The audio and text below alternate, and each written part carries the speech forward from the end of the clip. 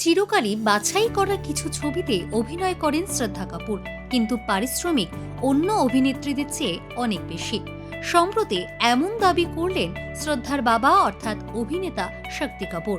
সম্প্রতি খবর ছড়ায় স্ত্রী খ্যাত অভিনেত্রী শ্রদ্ধা নাকি আলিয়া ভাট ও অনন্যা পাণ্ডের তুলনায় তেমন কোনো কাজই পাচ্ছেন না। সেই সব জল্পনা দূর করতে মুখ খোলেন বর্ষিয়ান অভিনেতা। সত্যি কি আলিয়া ও অনন্যার মতো কাজ পাচ্ছে না শ্রদ্ধা? মেয়েকে নিয়ে শক্তি বলেন, ও এমনিতেই কম ছবিতে কাজ করে, কিন্তু যেটা করে সেটা যেন সেরা হয় সেই দিকে খেয়াল রাখে। ও পারিশ্রমিকও বেশি নেয়।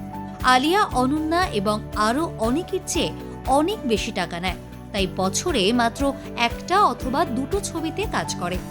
তাই শ্রদ্ধা কাজ পাচ্ছে না।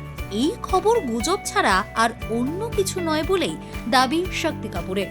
হাসতে হাসতেই তিনি বলে ওঠেন, শ্রদ্ধার কাজ না পাওয়ার খবরের কোনো সত্যতা নেই, তাই এই বিষয়টি নিয়ে অযথা জল ঘোলা করে লাভ নেই। প্রসঙ্গত 2025-এ মুক্তি পেয়েছিল স্ত্রী 2। শোনা যায় এই ছবির জন্য অভিনেত্রী 5 কোটি টাকা পারিশ্রমিক নিয়েছিলেন। শ্রদ্ধার এই ছবি বক্স অফিসে ঝড় তুলেছিল।